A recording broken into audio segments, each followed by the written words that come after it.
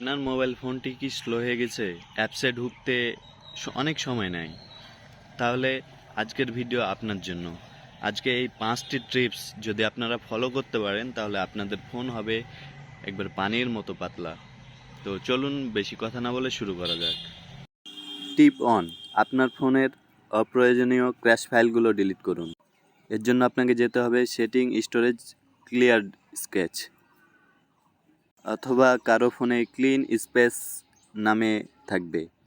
Tips number 2, auto sync বা contact sync বন্ধ করুন।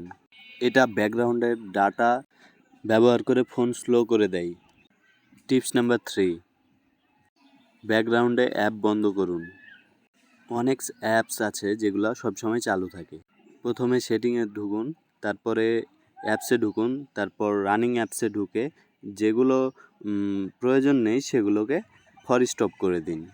টিপস নাম্বার 4, আপনার ফোনে অপ্রয়োজনীয় অ্যাপসগুলোকে আনইনস্টল করে দিন যেগুলো আপনি ব্যবহার করেন না। লাস্ট টিপস নাম্বার 5, আপনার ফোনের লঞ্চার যদি ভারী হয় তাহলে আপনি গুগল প্লে স্টোর থেকে নোভা লঞ্চার এটি ব্যবহার করতে পারেন। এটি অনেক হালকা এবং স্মুথ। এই 5টি টিপস যদি নিয়মিত ব্যবহার করতে পারেন আপনার ফোন আগের থেকে অনেক ফাস্ট হয়ে যাবে। ভিডিওটি ভালো লাগলে লাইক দিন, সাবস্ক্রাইব করুন এবং শেয়ার করুন। ধন্যবাদ। দেখা হবে পরের ভিডিওতে।